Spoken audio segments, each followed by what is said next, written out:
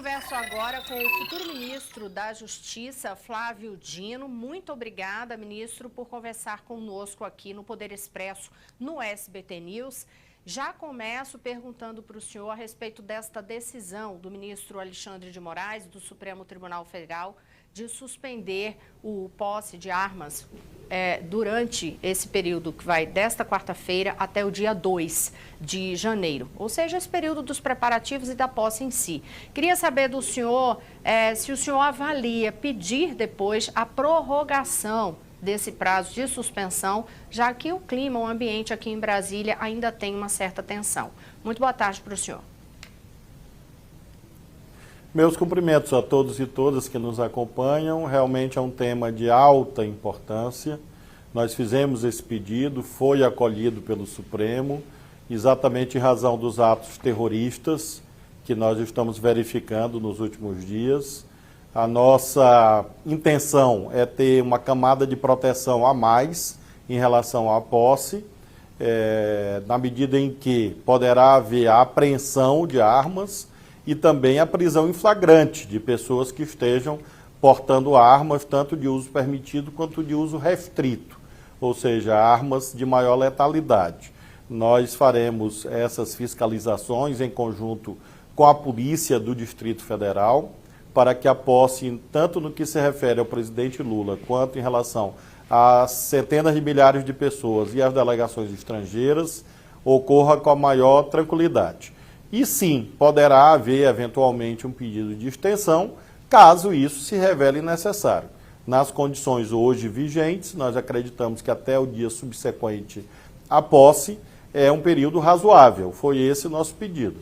E quero crer, e com a graça de Deus isso vai se confirmar, que não havendo nenhuma ocorrência de ato terrorista, de algum tipo de violência política, no dia 2 essa medida cessará e aí nós vamos debater de modo mais estruturado e de modo mais perene essa legislação sobre armamentismo no Brasil. A respeito dessa legislação sobre armamentismo no Brasil, a equipe de transição já falou, o senhor já falou inclusive do revogaço que vocês pretendem fazer já a partir do dia 1º daqueles decretos de Jair Bolsonaro que flexibilizaram o posse, o acesso, a compra de armas. Eu queria saber do senhor se esse decreto, esse texto que faz esse revogaço já está pronto, como é que vai ser isso e se já vai ser medida de que horas do dia 1º de janeiro. Nós temos uma lei em vigor, que é a Lei 10.826 de 2003, que trata de um controle responsável sobre armas de fogo no Brasil. Lamentavelmente, houve, durante esse último período presidencial, uma série de artifícios, artimanhas, ardis, para driblar a lei, na verdade, para fraudar aquilo que consta da lei. Isso se deu, por exemplo, mediante uma espécie de liberou geral no acesso a armas, munições, também aberturas de clubes de tiro. E nós vimos agora este terrorista preso em Brasília, portando fuzis, espingardas, várias pistolas, e dizendo no seu depoimento que, caso fosse abordado, diria que estava se dirigindo a um clube de tiro, porque ele teria o registro de CAC. Então nós estamos vendo a configuração de uma fraude. As revisões que nós vamos fazer vão nesta direção, de fechar essas portas, essas avenidas abertas a práticas criminosas, e nós teremos a primeira versão do decreto já amanhã e será entregue à apreciação do presidente da República e caberá a ele decidir o momento de edição do decreto. Mas o Ministério da Justiça e Segurança Pública, a nova equipe do Ministério, já entregará nessa semana a análise técnica de outras áreas de governo e ao próprio presidente da República, e ele vai definir o cronograma político, eu diria. Mas a parte técnica estará concluída no período que nós estabelecemos agora na transição. Ministro, em relação aos decretos que vão ser publicados, o Poder Executivo pode, por exemplo, publicar algum decreto que restrinja ainda mais o porte de armas, além do que já vai haver a partir do momento que vocês revogarem essas medidas que foram adotadas no governo Jair Bolsonaro? Algo além para restrição? Nós vamos rever as quantidades de armas, as quantidades de munições. Posteriormente vai haver uma definição quanto a armas de uso restrito, a classificação de certas armas como de uso permitido ou de uso restrito. Vai haver uma regulamentação sobre os chamados clubes de tiro, de modo que nós vamos fazer uma restrição progressiva, uma restrição que não vai atingir ainda os arsenais existentes, ou seja, vai ser uma norma para o futuro, e vai haver uma espécie de recadastramento. Essas são as linhas gerais do decreto. Os detalhes, claro, dependem dessa avaliação do presidente Lula, mas a diretriz que ele emitiu foi nessa direção, e é essa diretriz que consta da minuta que nós vamos entregar a ele amanhã ou depois de amanhã. O senhor aborda um ponto aí que até levanta uma curiosidade, porque, por exemplo, a partir do momento que foram liberadas outras possibilidades para o porte, a posse de armas, o tipo de arma, várias pessoas adquiriram, né, esses armamentos. E aí, com novas restrições, então, pessoas que, em tese, tinham a arma e era legal até determinado momento, até o momento, inclusive, sendo legal, em determinado momento vai passar a não ser mais. E aí o que acontece, hein, ministro, numa situação dessa? Quer dizer, se recolhe esse armamento, eu me lembro daquela campanha de desarmamento que houve no Brasil, que a pessoa até recebia um bônus financeiro para devolver armas. Tem algo sendo avaliado para vocês nesse sentido? Ou como é que vai se dar isso? Nós teremos um segundo momento exatamente voltado a este tema que você aborda.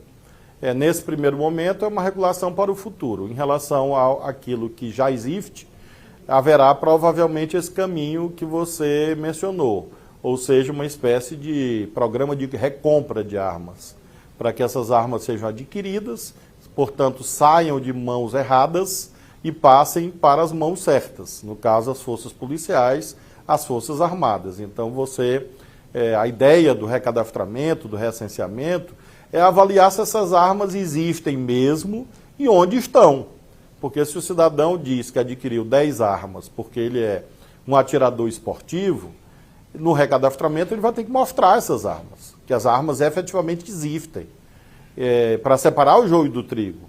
Nós temos pessoas que de fato são atiradores esportivos, nós temos pessoas que de fato são colecionadores de armas.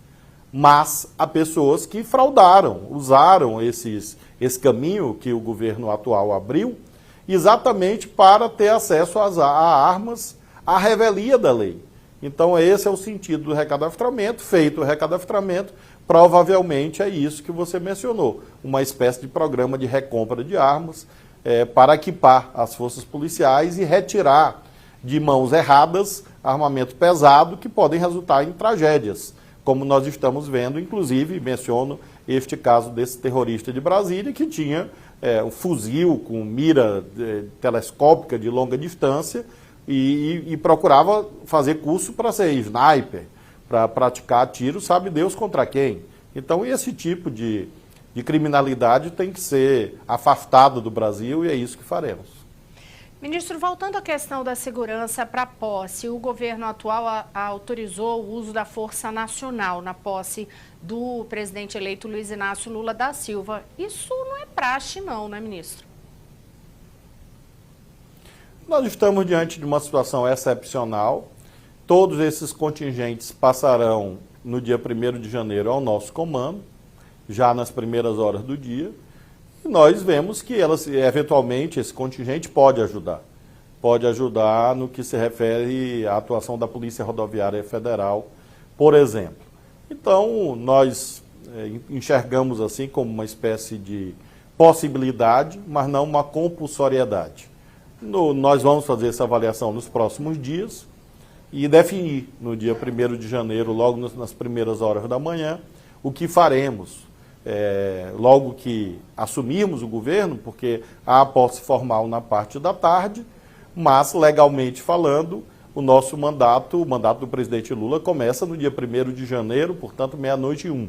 Então já na manhã do dia 1º de janeiro, a gente vai assumir o comando dessas operações e aí vamos definir o emprego da Força Nacional. Já em relação a essa questão da segurança do presidente eleito Lula, o senhor avalia que é necessário realmente fazer uma alteração em relação à força que é responsável pela segurança de Lula a partir do momento que ele tomar posse?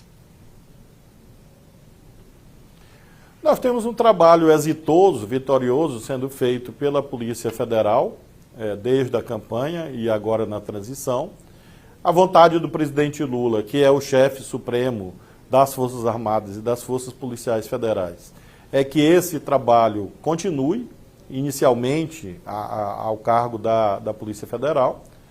Portanto, obviamente, essa ordem do presidente da República será cumprida e, posteriormente, haverá a montagem desse sistema, eu diria, misto, em que há a atuação da Polícia Federal e a atuação do Gabinete de Segurança Institucional da Presidência da República, chamado GSI.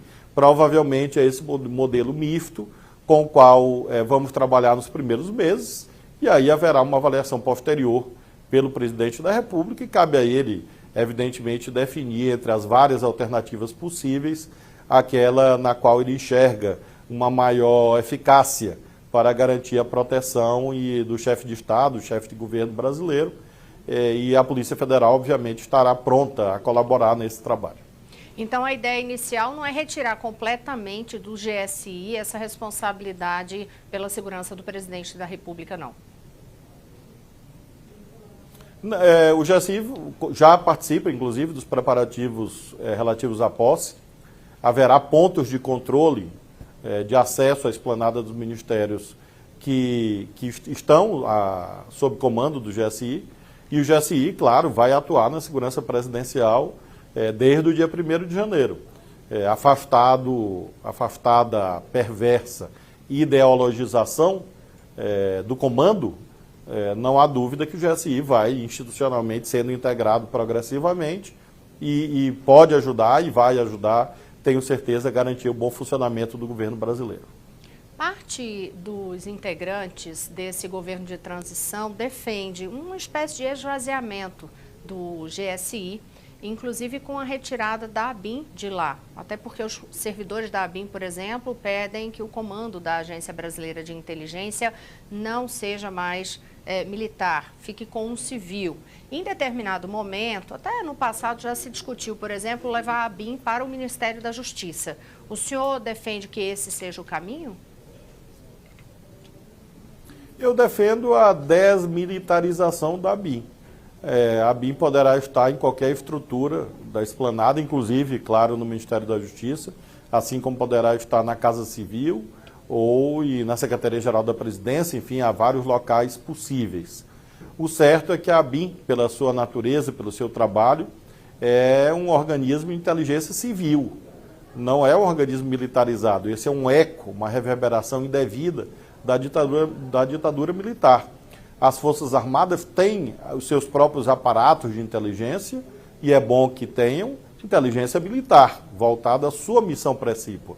E isso nada tem a ver com a ABIN. A ABIN tem outra natureza, outra missão, outra função. Então a ideia de desmilitarização é uma ideia correta e alinhada com as melhores práticas internacionais. Essa submissão da agência de inteligência às Forças Armadas realmente é uma anomalia em termos institucionais. Precisa ser corrigido, creio que será, e com isso nós teremos uma inteligência civil apta a auxiliar o presidente da República nas decisões estratégicas de interesse nacional, sem prejuízo do papel próprio das Forças Armadas relativas à defesa do território contra guerras externas, contra agressões externas, que constitucionalmente é o papel íncito às Forças Armadas. Ministro, eu quero voltar a falar com o senhor a respeito da questão do ato que ocorreu aqui, uma tentativa frustrada de atentado no sábado, aqui em Brasília, e sobre a situação do acampamento ainda em frente ao QG do Exército.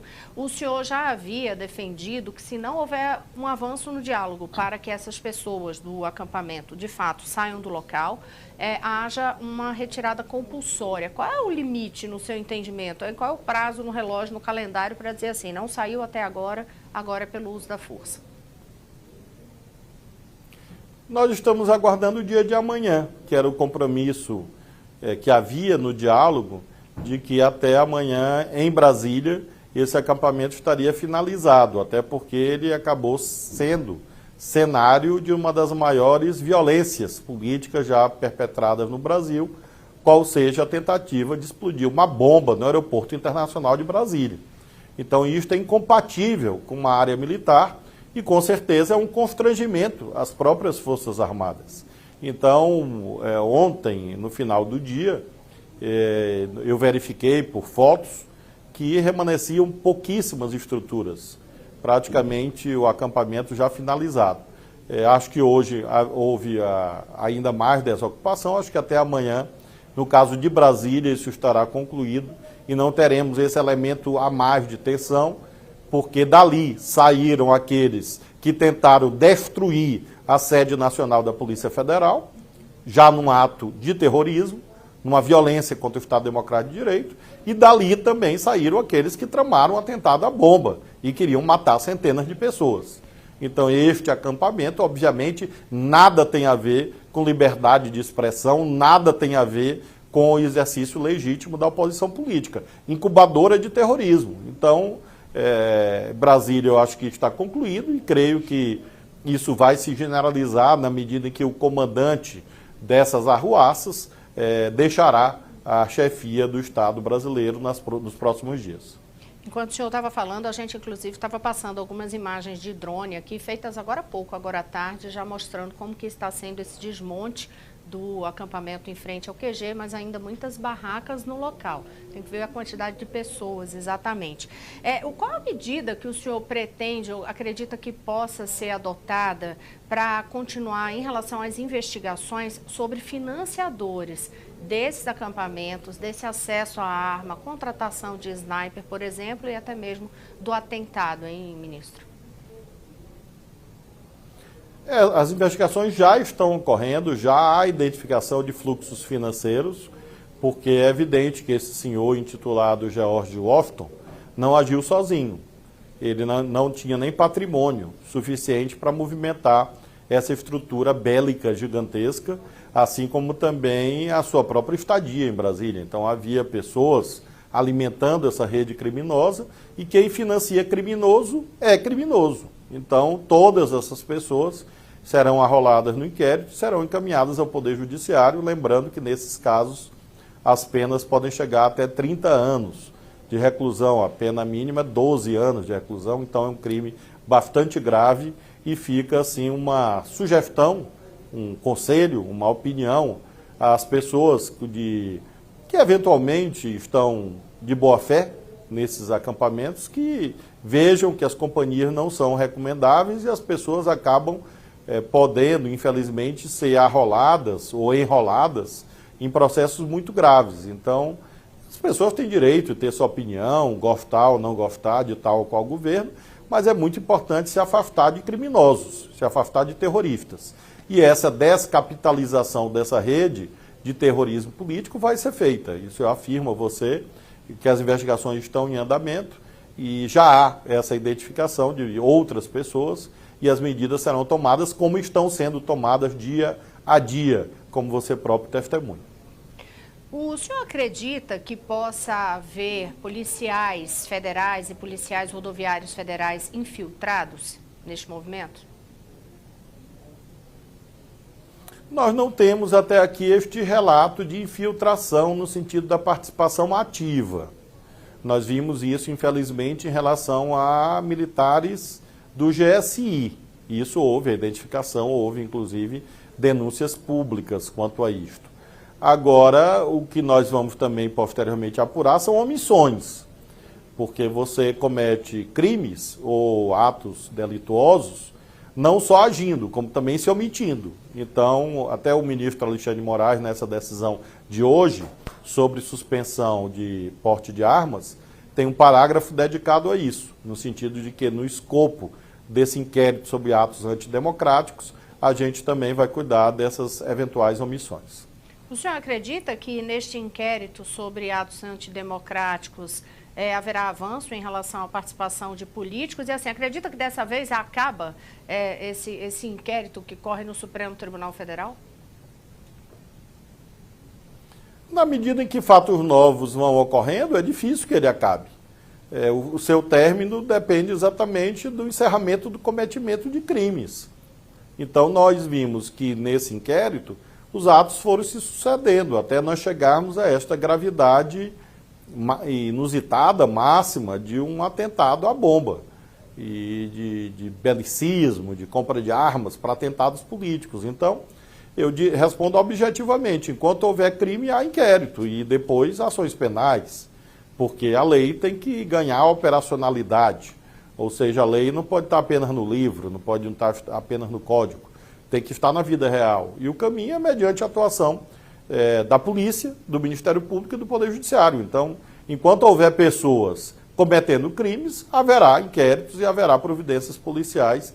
Nós desejamos muito que haja espírito de fraternidade, de pacificação, e que as pessoas voltem para os seus lares, para os seus locais de trabalho, aguardem a próxima eleição. Se desejarem protestar, protestem, mas de modo legítimo, sem quebrar nada, sem destruir nada, sem invadir, sem matar, sem explodir bomba. É isso que a lei manda.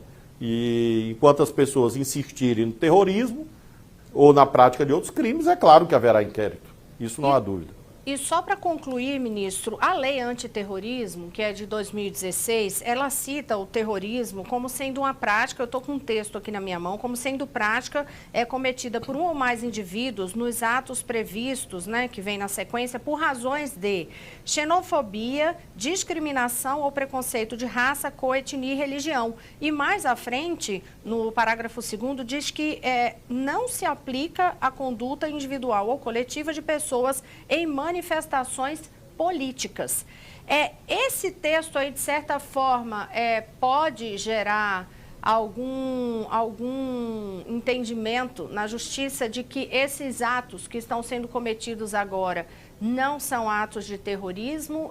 E, assim, no entendimento do senhor, é preciso ter alguma alteração na legislação? Só para eu finalizar. Nós temos no Código Penal os crimes contra o Estado Democrático de Direito, cuja configuração é bastante evidente, e temos a lei antiterrorismo. Nós temos, portanto, vários crimes relativos ao terrorismo político.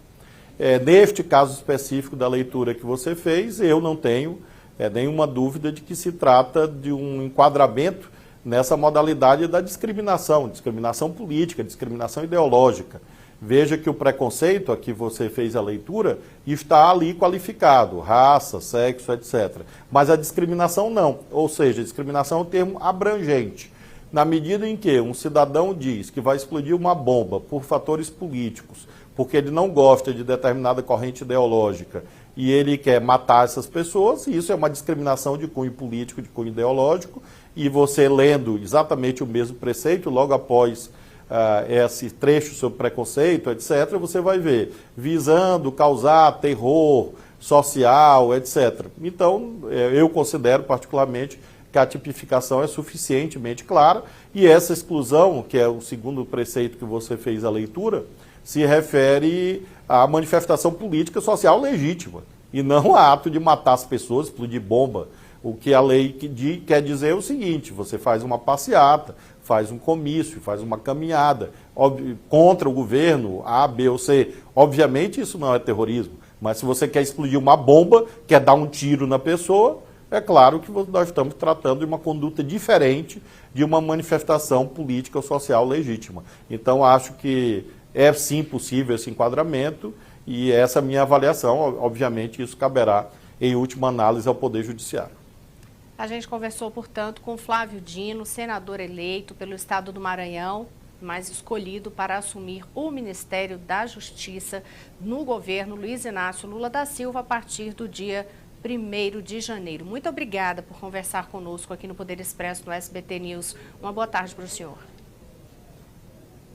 Muito obrigado, eu que agradeço a você, e apesar de todas essas dificuldades, tenho muita fé em Deus e fé de que o ano de 2023 vai ser muito bom. Então, feliz ano novo para todos os brasileiros e brasileiras. Muito obrigado.